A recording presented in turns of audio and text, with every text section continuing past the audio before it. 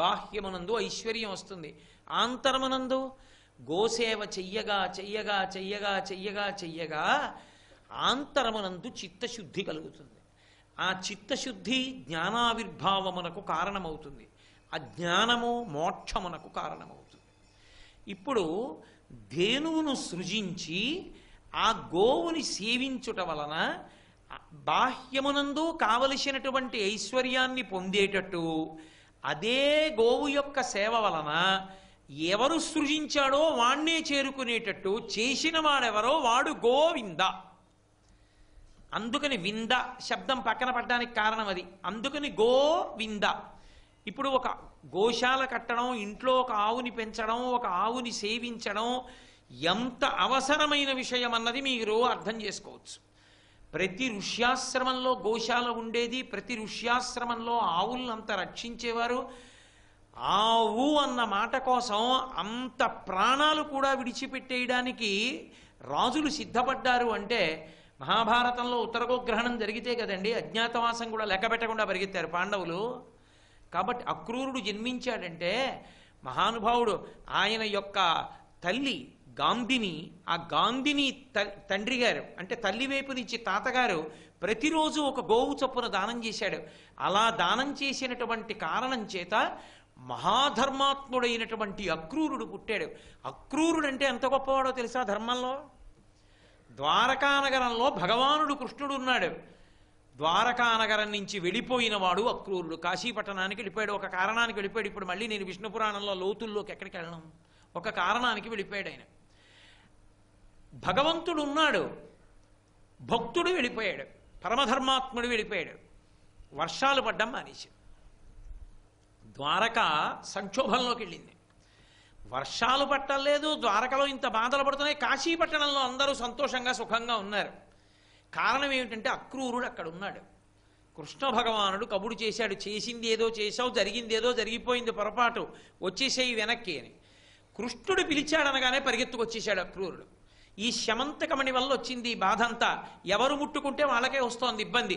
ఇక ఎవరి దగ్గర వద్దు, ధర్మాత్ముడవు కాబట్టి నీ దగ్గర ఉంటే ఇబ్బంది ఉండదు, నీ దగ్గరే ఉంచేయి అన్నాడు. ద్వారకానగరంలో కృష్ణ సన్నిధానంలో శమంతకమణితో ప్రజలకి సేవ చేస్తూ సంతోషంగా జీవనం చేసి కృష్ణ పరమాత్మ ఎద్దు తరించిపోయాడు. అటువంటి పరమధర్మాత్ముడైన అక్రూరుడు పుట్టడానికి కారణం ఏది అంటే ఆయన తల్లి అయినటువంటి గాంధినికి తండ్రి అయినటువంటి వాడు అంటే ఆయన తాతగారు మాతామహుడు ప్రతిరోజు ఒక గోవు చప్పున కొంతకాలం దానం చేశాడు. గోవుని అంతకాలం దానం చేసిన కారణం చేత అంతటి మహితాత్ముడైనటువంటి ధర్మాత్ముడు వాళ్ళ వంశంలో పుట్టాడు. తెల్లవారి లేస్తే నవవిధ భక్తుల దగ్గరికి వచ్చేటప్పటికి శ్రవణం, కీర్తనం, విష్ణోహ స్మరణం, పాదసేవనం, అర్చనం, వందనం, దాస్యం, సఖ్యం, ఆత్మనివేదనం అని నవవిధ భక్తులు చెప్తే, నవవిధ భక్తులు అంటే 9 రకాల భక్తులు కావు. ఇందులో ఏ మార్గమును పట్టుకున్నా పరమేశ్వరుణ్ణి చేరుతారు. నవవిధ భక్తి మార్గములవి. అందులో ఒక్కొక్క దాన్ని పట్టుకుని ఒక్కొక్కళ్ళు తరించిపోయారు. శ్రవణం పరీక్షిత్తు, కీర్తనం శ్రీశుకుడు, స్మరణం ప్రహ్లాదుడు, పాదసేవనం లక్ష్మీదేవి, అర్చనం పృథుమహారాజు, వందనం అక్రూరుడు, దాస్యం హనుమ, సఖ్యం అర్జునుడు, ఆత్మనివేదనం బలిచక్రవర్తి. ఒక్కొక్క మార్గంలో ఒక్కొక్కరు తరించిపోయారు, భగవంతుణ్ణి చేరిపోయారు. అందులో నమస్కారమునకు అక్రూరుడు నవవిధ భక్తి మార్గములలో. అటువంటి మహాపురుషుడు పుట్టడానికి కారణం గోసేవ, గోదానం. కాబట్టి గోసేవ, గోదానము, గో పూజ ఉత్తినే పోయేవి కావు. అవి సర్వకాలముల యందు కాపాడతాయి. అంతవరకు ఎందుకు అసలు వెంకటేశ్వర స్వామి వారి అవతార ప్రకటనం అవ్వడానికి కారణం ఆ గొల్లవాడు విసిరినటువంటి గొడ్డలి గోవు రూపంలో ఉన్నటువంటి బ్రహ్మగారి మీదకి వెళ్ళి పడుతున్నప్పుడు కదా గోవు తన కళ్ళ ముందు చెనకపడకూడదని వాల్మీకంలో ఉన్నవాడు తటాలను పైకొస్తే ఆ గొడ్డలి వచ్చి ఆయన తలకి తగిలితే సప్తతాళ ప్రమాణైన రక్తస్ఫూర్తి రభుస్తదా 7 తాటి చెట్లంతత్తు రక్తం పెరిగింది. అంటే అంత రక్తం తనది పైకొచ్చినా సరే ఒక గోవుని రక్షించడానికి వెంకటేశ్వరావతారం పైకొచ్చి. కాబట్టి గోవింద ఆవుని కాపాడితే, ఆవుని సేవిస్తే బాహ్యమునందు ఐశ్వర్యము, ఆంతరమునందు ఆ గోసేవా ఫలిత రూపముగా చిత్తశుద్ధి, దాని వలన మోక్షము, జ్ఞానాన్ని పొంది ఇవి ఇవ్వగలిగినటువంటి వాడెవరో వాడు గోవిందుడు. కాబట్టి గోవిందా గోవిందా గోవిందా అని అనుకోవడం వల్ల ఏమొస్తుంది అంటే ఏదో ఇవేవి మనకి అతీతంగా ఎక్కడో ఉన్నటువంటివి కావు. కామధేను వస్తుంది, కల్పవృక్షం వస్తుంది అని చెప్పక్కర్లేదు. మన కళ్ళ ముందు తిరుగాడుతున్నవి. భూమి మీద నిలబడకుండా ఎవడుంటాడు? ఆ భూమి పట్ల పవిత్ర భావన పెరగడమే పరమేశ్వరుణ్ణి చేరిపోవడానికి మార్గమైపోతుంది. ఇది ఇవ్వగలిగినటువంటి నామము గోవిందనామము. ఎందుకని? ఎవరు పేరు పెట్టి పిలుస్తున్నామో వాడికి ఇది ఇచ్చే లక్షణం ఉంది అని శాస్త్రం చెప్తోంది కాబట్టి. అందుకని గోవిందా. అందుకే వెంకటాచల క్షేత్రంలో తెలిసి ఎక్కనివ్వండి, తెలియక ఎక్కనివ్వండి గోవిందనామంతో ఆ నామం చెప్తూనే కొండెక్కుతూ ఉంటారు. కారణం గోవింద అన్నప్పుడు గో అంటే ఇంద్రియములు, వింద అంటే వాటి ద్వారా ఆయన్ని చేరవచ్చు, లేదా అవి ఆయనవై ఉన్నవి, వాటి పట్ల జాగరూకత, రక్షణ భావము ఈశ్వరుణ్ణి చేరడానికి కారణము. మీరు ఒక చమత్కారమైన విషయం చూడండి. మనం ఏడుకొండలు ఎక్కడం అని ఒక ప్రక్రియ. ఇవాళ ఏడుకొండల మీదకి వెళ్ళడానికి ఎన్నో వాహనాలు వచ్చాయి. అయినా ప్రయత్నపూర్వకంగా ఏడుకొండలు నడిచే ఎక్కుతుంటారు. నేను ఒకానొకప్పుడు ఏడుకొండలు ఎక్కుతుంటే పరమవృద్ధుడు నడువంగిపోయిన వ్యక్తి ఒక ఆయన కనపడ్డాడు. కనపడితే అహంకారం కదూ, ఎన్ని ఉపన్యాసాలు చెప్తే పోతుంది అది. ఆయనతో దాటి వెళ్ళిపోతూ ఆయన దగ్గర ఆగి నేను చమత్కారంగా అన్నాను, ఇంత వయసు వచ్చేసింది కదా స్వామి, మీరు ఇప్పుడు కూడా కొండెక్కాలా? ఏ బస్సులోనో వెళ్ళొచ్చు కదా, ఎందుకండి ఇంత కష్టపడి ఎక్కుతున్నారన్నాను. ఆయన నా వంక తిరిగి ఇలా చూసి అన్నాడు, నేను 8వ ఏట నుంచి కొండెక్కుతున్నా, నాకు 85 ఏళ్ళు, నేను ఎక్కినట్టు నువ్వు ఎక్కగలవా? నేను తెల్లబోయా. నేను ఎక్కినట్టు నువ్వు ఎక్కగలవా అంటే ఏమిటి అన్నాను. నేను మెట్టు మీద కాలేస్తే గోవిందా, మెట్టు మించి కాలు తీస్తే గోవిందా, అది నన్ను ఎక్కిస్తుంది, నువ్వు ఎక్కు అన్నాడు. నాకు అనుభవంలోకి వస్తే కదండి తెలిసేది ఏదైనా. ఏమిటి పెద్ద ఆయన ఇలా అంటాడు, ఈయనతోనే చెప్పలేనా అని ఆయన గోవింద గోవింద గోవింద గోవింద అంటున్నాడు, ఎక్కేస్తున్నాడు. నేను గోవింద గోవింద అంటూ ఎక్కే ప్రయత్నం చేశా. ఓ 100 మెట్లు ఎక్కేటప్పటికి ఆయాసం వచ్చి ఆగా. నేను ఆగా ఆయన వెళ్ళా నేను కొంతసేపు చూసేటప్పటికి ఆయన అంత దూరం వెళ్ళి వెనక్కి తిరిగి నన్ను చూసి నవ్వాడు. నేను తెల్లబోయాను. గోవింద అన్న నామంతో ఎక్కుతూ ఉంటారు. ఇంకొక నామం చెప్పరు. ఏడుకొండలవాడ, వెంకటరమణ, గోవింద గోవింద ఇంత కూడా చెప్పరు. గోవింద గోవింద గోవింద గోవింద గోవింద గోవింద అంటూ ఎక్కేస్తుంటారు. గోవింద అంటూ ఎక్కేయడం అన్న మాటకు అర్థం ఏమిటో తెలుసా? అసలు గోవింద అన్న నామంతో ఎందుకు ఎక్కుతారంటే కొండ అదే ఈశ్వరుడి దగ్గరికి చేర్చేస్తుంది ఆ నామం. ఎలా అంటారేమో, గో అంటే ఇంద్రియములు.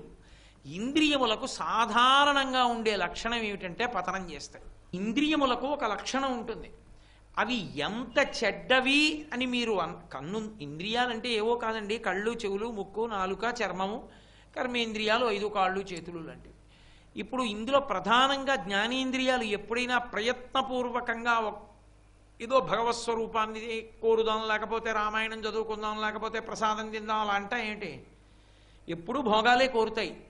భోగాలే కోరుతాయని చెప్పబడేటటువంటి ఇంద్రియములు కూడా ఒకానొక సమయంలో విశేషమైన ఉపకారం చేస్తాయి. అందుకే ఇంద్రియాణి ప్రమాణ్యాహు అంటాడు భగవద్గీతలో కృష్ణ భగవానుడు. ఇంద్రియములు కూడా ఆహుహు, పెద్దలు చెప్పిన మాట నేను చెప్పట్లేదన్నాడు. శాస్త్రం తెలిసున్న వాళ్ళు చెప్పిన మాట.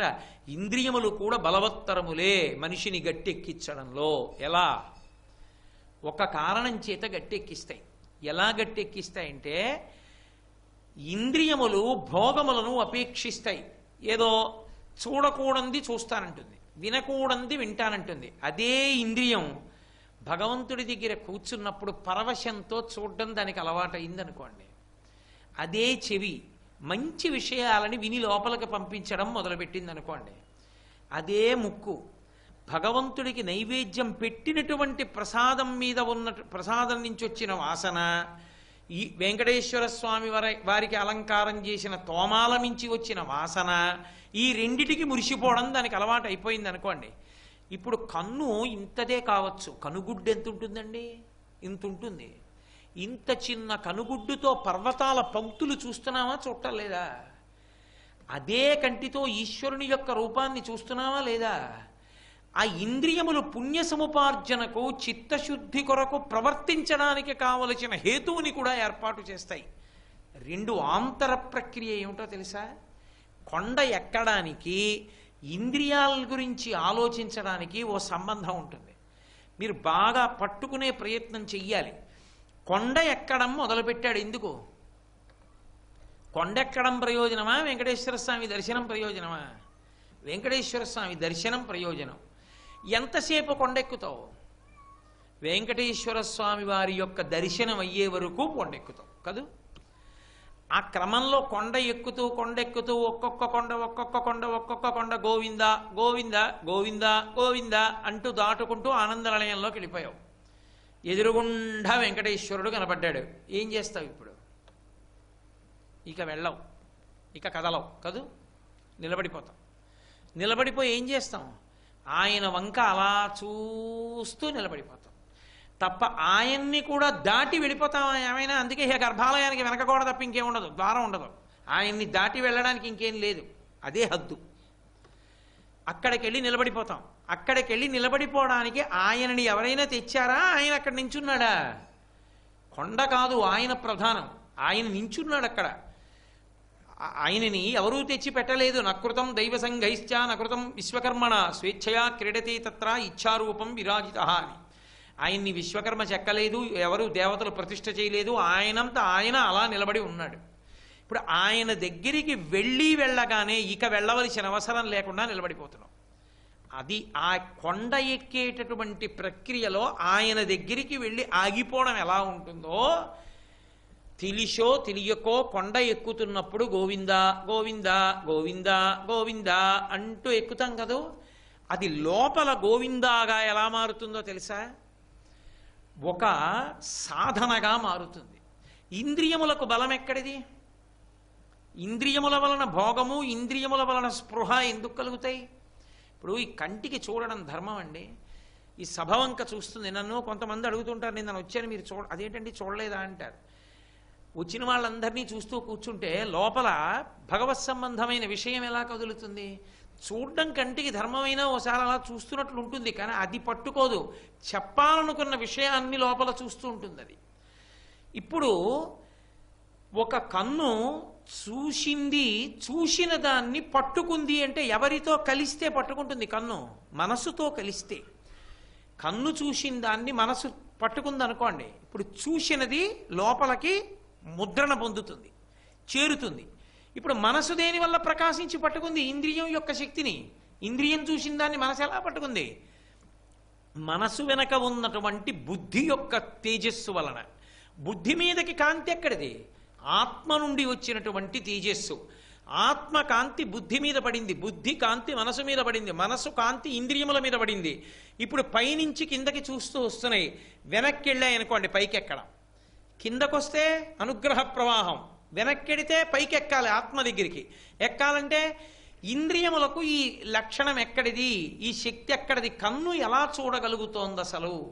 ఇంత ఉంటుంది కదా, ఇది ఇన్నిటిని ఎలా చూస్తోంది? నానా ఛిద్ర ఘటోదర స్థిత మహాదీప ప్రభాభాస్వరం జ్ఞానం యస్యతు చక్షురాదికరణ ద్వారా బహిస్పందతే జానామీతి తమేవ భాంతమనుభాత్యేతత్ సమస్తం జగత్ తస్మై శ్రీ గురుమూర్తయే నమయిదం శ్రీ దక్షిణామూర్తయే అంటారు శంకర భగవత్పాదులు. ఓ కుండకి 9 కన్నాలు పెట్టి దీపం పెట్టి కుండ ఓర్లించాం అనుకోండి, కాంతి పైకి వస్తూ ఉంటుంది. ఎవరిది కాంతి? కుండదా, కన్నాలదా, దీపాందా? దీపానిది. అలా ఇంద్రియములు, కన్ను చూడగలుగుతోంది అంటే చూడగలిగినటువంటి శక్తి కంటికి ఎక్కడి నుంచి వచ్చింది? మనసు యొక్క కాంతి ఇంద్రియం మీద పడింది. మనసుకెక్కడిది? బుద్ధి నుంచి వస్తోంది. బుద్ధికి ఎక్కడది? ఆత్మలోంచి వస్తోంది. ఇప్పుడు కింద నుంచి పైకెక్కినప్పుడు ఇంద్రియములకు శక్తి ఎక్కడిది? మనసు. మనసుకి ఎక్కడిది? బుద్ధి. బుద్ధికి ఎక్కడిది? ఆత్మ. ఇది వెనక్కి వెళ్ళడం, పైకి ఎక్కడం. కిందికి రావడం, అనుగ్రహ ప్రసారం జరగడం. దాని వలన సద్వినియోగం చేసుకుంటావో దుర్వినియోగం చేసుకుంటావో, బుద్ధితో ఈశ్వరుడు ఇంద్రియాలు ఇచ్చేశాడు. ఎలా ఉండాలన్నది మన ఇష్టం. ఇక ఆ పైన పాపము పుణ్యముగా అది ఈశ్వరుడు రాసుకుంటాడు. ఇప్పుడు ఈ వెనక్కి వెళ్ళే ప్రక్రియలో ఎక్కడి నుంచి శక్తి వచ్చింది ఎక్కడి నుంచి శక్తి వచ్చిందని వెనక్కి వెడుతూ ఎక్కినప్పుడు పైకి ఎక్కడికి వెళ్ళాక ఇంకా నువ్వు కదలకుండా ఆగిపోవాలి. ఆత్మ దగ్గరికి వెళ్ళాక ఆత్మకు శక్తి ఎక్కడిది అని అడుగుతామా? అడగం. ఏమంటే ఆ కిటికీలోంచి వెలుతురు వస్తోంది, ఎలా వస్తోంది అంటారు. ఉండండి ఒకసారి అని అక్కడికి వెళ్ళి చూసి ఆ కిటికీలోంచి వెలుతురు ఎందుకు వస్తుంటేనంటే ఆ పై నుంచి ఏదో ఆ పక్కన పెద్ద కాంతి వస్తోందండి అన్నాడు. కనపడుతోంది ఆ పైకంటేమో పైకి కనపడటం లేదు మరి కిటికీలోంచి. అంటే బయటికి వెళ్ళి చూడండి అంటే తలుపు తీసి బయటికి వెళ్ళి చూశాడు. చూస్తే ఆ పక్క మేడ మీద ఎక్కినటువంటి వ్యక్తి ఒక పెద్ద దీపాన్నో దాన్ని పట్టుకుని నించున్నాడు. ఆ దీపపు కాంతి కిందకొచ్చి కిటికీలోంచి గదిలోకి వచ్చింది. ఇప్పుడు ఎక్కడతో ఆగిపోతావు నీ అన్వేషణ? గదిలోకి కాంతి ఎక్కడి నుంచి వచ్చింది? పక్క మేడ మీద ఉన్నటువంటి వ్యక్తి పట్టుకున్న పెద్ద దీపంలోంచి వస్తోంది. ఆగిపోయావు అంతే. దీపానికి కాంతి ఎక్కడిదని అడుగుతామా? దీపము అంటే కాంతి, కాంతి అంటే దీపము. అవి రెండూ పరస్పరం ఒకదాన్నొకటి ఆశ్రయించి ఉంటాయి. అలా ఎక్కడి వరకు వెళ్ళి ఆగిపోతాం? ఆత్మ వరకు వెళ్ళి ఆగిపోతాం. గోవింద గోవింద గోవింద గోవింద అంటూ కొండలు ఎక్కడం అంటే ఏమిటి దాని అర్థం? గో అంటే ఇంద్రియములు, ఇంద్రియములకు పరిపాలకుడు ఆయన. ఇప్పుడు ఆయన ఇచ్చిన ఇంద్రియములు కాబట్టి ఆయన ఎందుకు చెప్పారో అందుకు వాడుకోవాలి ధర్మం. మా నాన్నగారు నేను చిన్నతనంలో తరగతి గదిలో చదువుకునేటటువంటి రోజుల్లో ఓ 50 రూపాయల కాగితం జేబులో పెట్టి ఏదైనా ముఖ్యమైన అవసరం ఏర్పడితే ఈ 50 రూపాయలు వాడుకో అని ఇచ్చేవారు. నేను ఎప్పుడైనా ఏదో పెద్ద వర్షం వచ్చేసింది అనుకోండి, ఓ 20 రూపాయలు ఇచ్చి రిక్షా ఎక్కి వచ్చేవాడిని. ఏరా నీ దగ్గర 30 రూపాయలే ఉన్నాయి అంటే, నాన్నగారు మొన్న చాలా పెద్ద వర్షం వచ్చిందండి, 20 రూపాయలు ఇచ్చి రిక్షాలో వచ్చానండి, ఇంకో 20 రూపాయలు ఇచ్చి 50 ఉంచుకో అనేవారు. ఇప్పుడు నా దగ్గర 10 రూపాయలే ఉన్నాయనుకోండి, ఇంకో 40 రూపాయలు ఏవిరా అని అడిగారు అనుకోండి, నీ చెయ్యకూడని పని ఏదైనా 40 రూపాయలతో చేస్తే అసలు నేను అది చేశానని చెప్తానా? ఇంకోటి ఏదో చెప్పాలి. వస్తుందా రాదా పెద్ద ఆయనకు అనుమానం. విచారణ చేశారు, ఈ 10 కూడా గుచ్చేసుకుంటాడు ఆయన. నీకు వద్దులే డబ్బు అంటాడు. అవునా కాదా? అసలు ఈ ఇంద్రియాలకి శక్తినిచ్చిన వాడెవరు? ఈశ్వరుడు. ఆయన ఇచ్చాడు కాబట్టి, జ్ఞానేంద్రియములకు శక్తి ఉంది కాబట్టి తరించడమా పాడు చేసుకోవడమా మన అదృష్టం. కళ్ళతో ఈశ్వరుణ్ణి చూస్తావా, చెవులతో రామాయణం వింటావా, నాలుక మీద ప్రసాదం వేసుకుంటావా, ముక్కుతో తోమాల వాసన చూస్తావా, నీ ఇష్టం. మానేసి జాజిదండ తెచ్చి చేతులు కట్టుకుని వాసన చూస్తానంటే కాదంటాడేమి ఈశ్వరుడు, అదే రాసుకుంటాడు.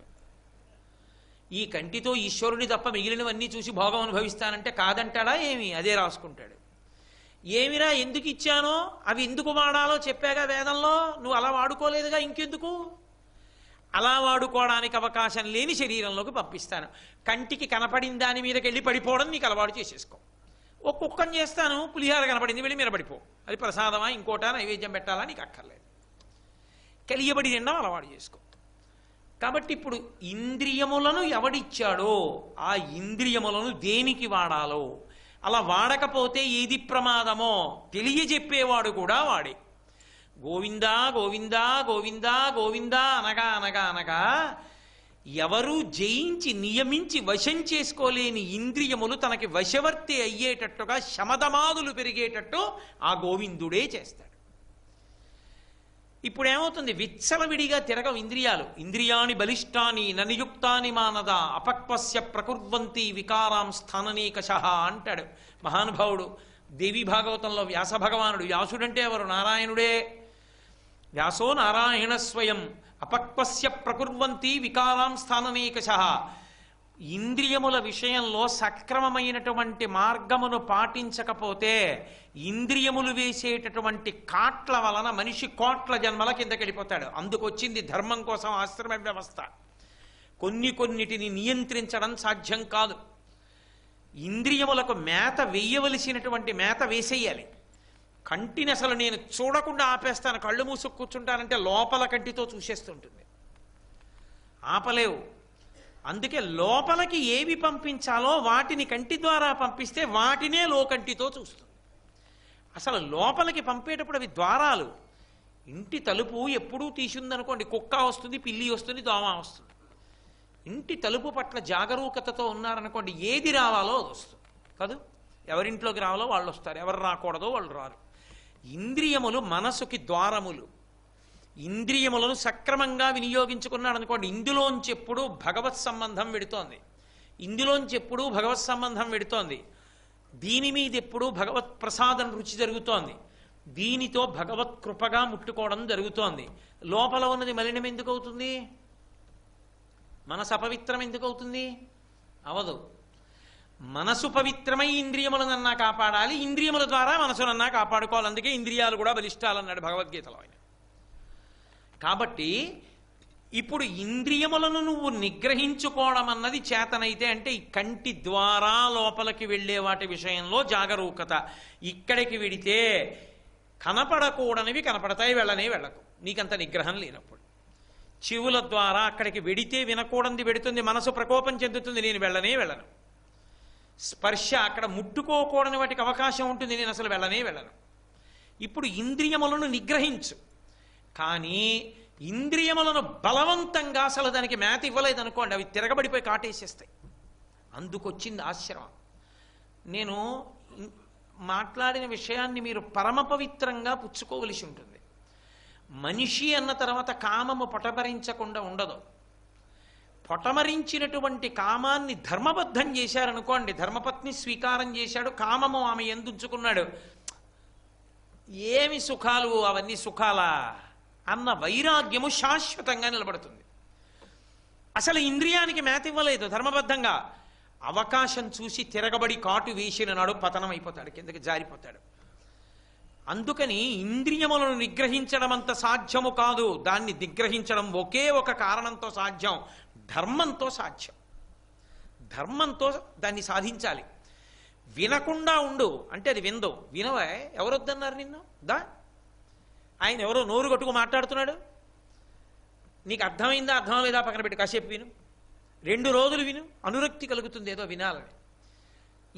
నిజమే కదా, ఆయన చెప్పిన దాంట్లో ఏం దోషం ఉంది అని ఏదో ఒక మమకారం పెరుగుతుంది. నేను ఎప్పుడూ విన్న ఓ పెద్ద రంగులు పెట్టి ముందే కూర్చుంటానంటే ఇక బాగు చేసేవాడు ఎవడు లేడు. అదే కదా మరి లోపలికెడుతోంది ఎప్పుడు. అదే లోపలికెడుతున్నప్పుడు మనసు ఇంకోలా ఎలా ఉంటుంది చెప్పండి? దానికి ఆదర్శం ఏముంది? అదొక్కటే ఉంది.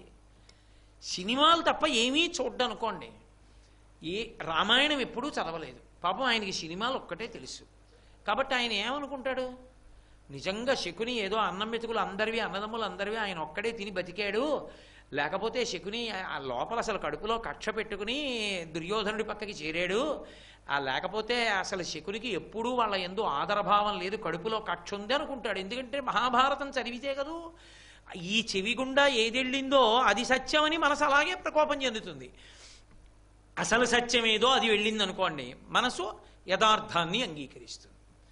కాబట్టి ఇంద్రియములను ద్వారములుగా చేసుకుని మనసు పవిత్రమవడానికి ఏవి లోపలికి వెళ్ళాలో అవి వెళ్ళేటట్టు, ఎప్పుడు ఏది ధార్మికంగా అందించాలో అది అందేటట్టు. ఓ గృహస్థున్నాడు, ఓ ఇల్లు కట్టుకుందాం తప్పు కాదు, బిడ్డల్ని కందాం తప్పు కాదు, పిల్లకి పెళ్లి చేయాలి తప్పు కాదు, కొడుక్కి పెళ్లి చేద్దాం తప్పేం కాదే, వచ్చే సంవత్సరం వరకు అన్నం తినడానికి కావలసిన ద్రవ్యం దాచుకుందాం తప్పేం కాదే, దానం పుచ్చుకుందాం దోషమేం కాదే. ఒక గృహస్థు ధర్మానికి కట్టుబడి ఏం చెయ్యాలో అవి చేశాడు. ఇప్పుడు ఆయనకేం కట్టు ఉండదు, కట్టు విడిపోతుంది. ఇది గోవిందా అంటే మీరు బాగా పట్టుకోవాలి. సర్వం శ్రీ ఉమామహేశ్వర పరబ్రహ్మార్పణమస్తు. స్వస్తి.